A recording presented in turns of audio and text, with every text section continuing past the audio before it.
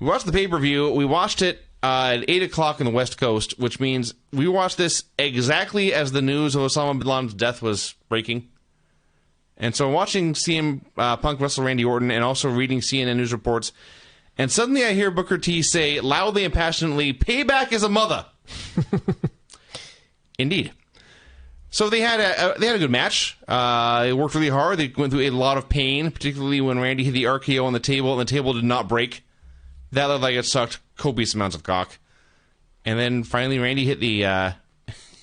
he hit CM Punk with a stick over and over again, or as I noted, whacked him like the world's most difficult piñata. And then hit an RKO off the top, and Punk stayed down, and he won. I went 3 stars! 3 stars? Yes. That's fine. All right. You know, I was so bullish on wrestling 24 hours ago? After the pay-per-view. A good pay-per-view. It was a good pay-per-view. A good pay-per-view and a good Raw. I was positive about the changes in the wrestling business coming out of the draft. Now, no more. They're doomed. Just depressing. Go on. Some wacky birth certificate humor with Sheamus. Then he wrestled Kofi in a tables match. It was a very boring tables match. Booker T, again, the highlight on commentary, saying, "I think Sheamus needs to quit wasting time." Not a good thing when announcers say that during your match. It did pick up at the end, and Kofi's finish of doing the boom drop off the top rope through the table on the floor was fucking awesome. I went 1.75 stars. Oh, my God. I underrate that? Do we Perhaps. know? Do we care? I don't even have my star ratings in front of me. I only remember a few of them. We had another great Angry Truth promo. He's almost as great now as he was in the early days of TNA. But he's much better being angry than whatever he was the last 3 or 4 years. I was excited about Truth until today. Now I just figure they're going to mess it up. It's like, it's guaranteed. It's guaranteed he's not going to be a star. Right. They just won't let him. Exactly. They won't let him until they're, like, out of business and doing stupid stuff. Like, I don't even know what they're going to do when wrestling fails. They'll have to come up with something. Maybe that's why they're buying everything else they can get their hands on. Which will fail. Yeah. In the end, they'll fail, and they'll have to go back to doing wrestling, and they'll just have to start all over from scratch and go, you know, we shouldn't have killed the wrestling when we had it. Let's bring the smoke back into the arena. Yeah. Let's work in some smoke-filled arenas here and start over again. Open a bingo hall. Good God.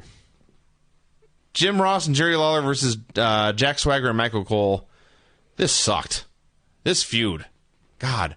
It was better than Mania, but all you need to know about this is there was a point where Swagger was beating up Lawler, and then Lawler tagged out and made a hot tag to Jim Ross.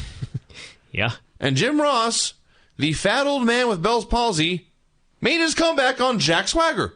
Yeah. What shit this is. Then Swagger escaped, and we got Ross and Cole wrestling. Mm-hmm. The point of this match, everyone, a country whipping match, the guys have leather straps in their hand, so that when you have 2 guys who cannot wrestle, such as Jim Ross and Michael Cole, they can just hit each other with their whips and everything will be fine. But no, they did spots. Well, not much of a spot. There was a That's the point. Clothesline. Yeah, and it sucked. Yeah. Jim Ross nutshotted Swagger. He got pinned by Cole. Very, very generous here, going 1/4 star. I gotta say, aside from Ross running wild on Swagger, which I actually don't even remember, I'll take your word for it. I just remember when the match was over, I thought, in-ring action, wretched. But the story of the match, if someone told me, Brian put together a match, it's Jim Ross and Jerry Lawler against Jack Swagger and Michael Cole, and we want Cole to beat Ross. Put this thing together. It would be remarkably like what ended up on television. Story of the match was fine. All right. How else could you possibly have done this, Vince? I wouldn't have. I would have the announcers announce and not wrestle. I realize that. All right, but there you go. I'm just saying, how else would you have done this having to have to do it? There's no better way. It was fine. There's only so much you can do with this shit. It was fine. We had a John Cena promo where he said with a straight face that he had not been WWE champion in 10 months. 10 whole months. And it's been a bad 10 months, apparently, because now he's champ again. Yeah. Cody and Ray, crowd brawling. Cody got a promo saying he wants fans to put bags in their heads because they're extremely ugly. That's all he said. A 10-year-old wrote this promo. Yeah. They did a lot of crowd brawling. They went to the concourse. There was a Boston Crab on the stairs. I like they went flying to a stack of garbage cans that was just in the middle of the floor. Sure. Just right in the middle. Garbage collection the next day. Hit each other with Rubbermaids. The fans chanted, "This is awesome." Rated A Kid brought off a countertop. Eventually they got back in the ring. They did some more stuff. Ray won with Green Mist in the 619. I enjoyed. It was fine. I thought this was a great match. And I liked the Green Mist finish. That was new. It was something different. It was something different and It new. was something pro wrestling. Sure. So now he'll never do it again. Layla was shunned. She wanted to apologize to the other divas. They said none of them liked her, but they liked Michelle even less. This was so phony, I wrote. If only I knew what was going to come. Oh, yeah. It got much, much better. Yeah.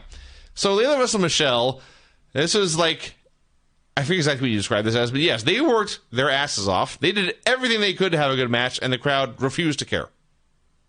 Was unable to care, was a better way to put it, because this whole thing was done so poorly. Actually, the one thing I do want to mention about SmackDown, as you know, this was originally booked to be Loser Leaves SmackDown, and then was changed to Loser Leaves WWE.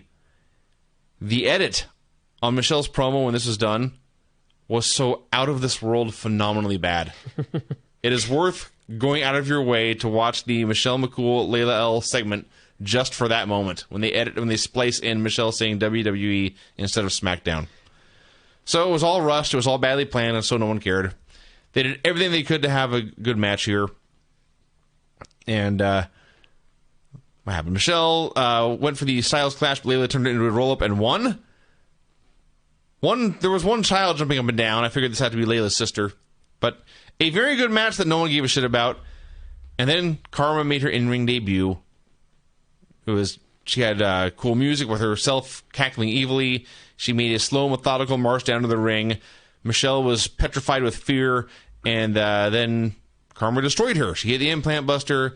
She smiled. Then she frowned. She was big and scary. This ruled. And then they cut backstage.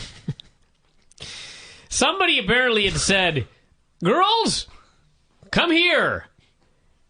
All of you, make a line, side by side. Shoulder to shoulder. Shoulder to shoulder. Make sure you're facing the camera. Your hips are pointing towards the camera, but your faces are watching the television. And pretend to be concerned." That's what happened. Oh, my God. It was not good television. Oh, my God. Can't you just get all the girls and tell them to watch the TV and, be scared? I guess not. Like, pretend like you're really scared instead of just pretending you're scared.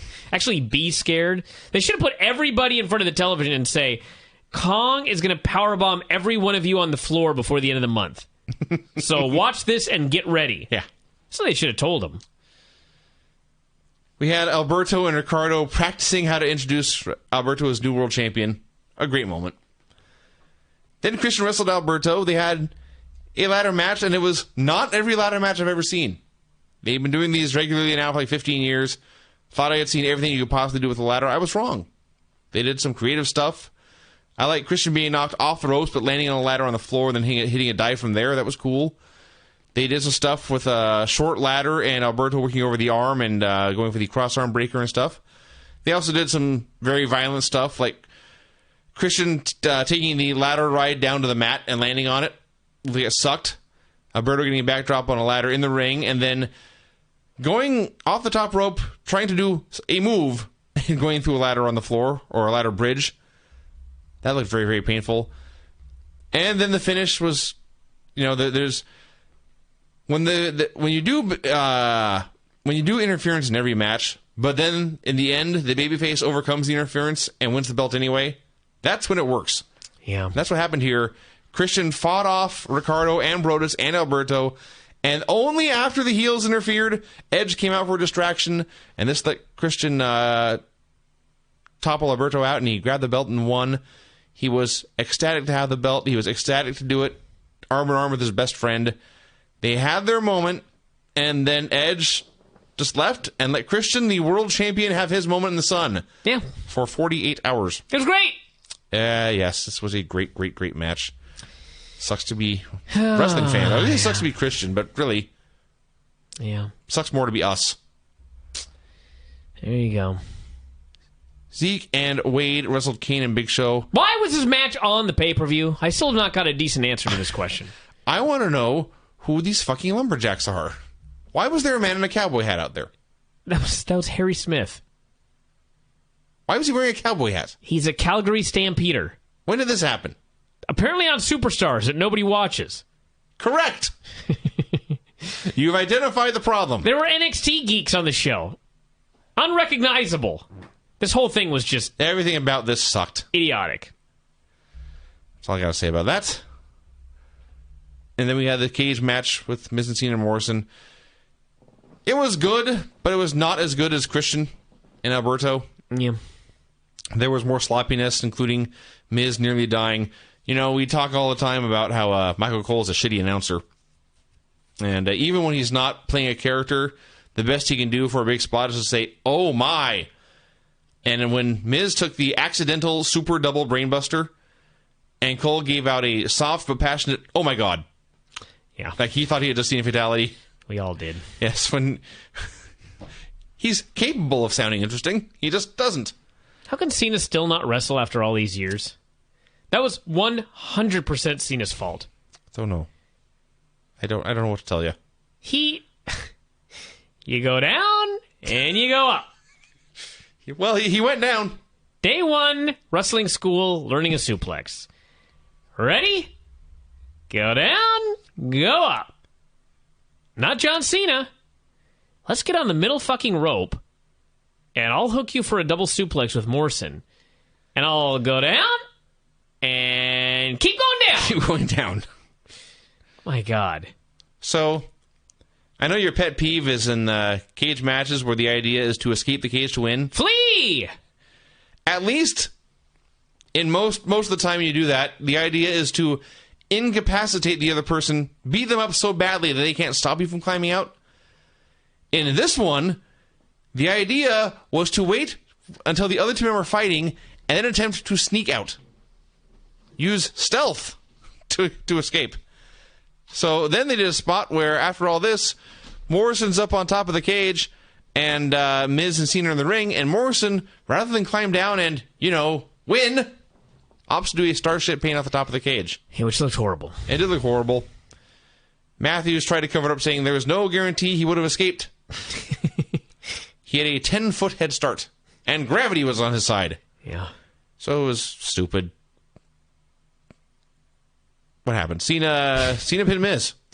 Cena pinned Miz with a super FU. It was not a bad match. When you consider it went like 20-plus minutes, not bad actually means it was pretty good, but I don't ever need to see it again. It was not as good as the match that followed.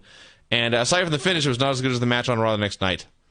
All that work, put that term in quotation marks, to try to make Miz into a big star and a deserving champion, and this was the end. Just had a three-way cage match and got FU'd for the pin. I don't know. Is Miz... I did not expect him to lose, because I thought, well, they're still trying. I guess the question now is... Does he ever become champion again or anytime soon? Well, that too. But the answer is probably no. It's related. Is Miz a bigger star right now than he was the day before he cashed in Money in the Bank? I think he's a bigger star the day before he cashed it in, to be honest with you. Because at least he had the briefcase gimmick. Now he's just another ex-champ. He had not failed yet. Yes. He had not been unable to beat anyone consistently for months on end. I felt bad for the guy. It's like, that's true. He did his best. There's your title reign, buddy. You were Chris Jericho 2011, going into that match with Triple H in Toronto. Yes. That's what you were.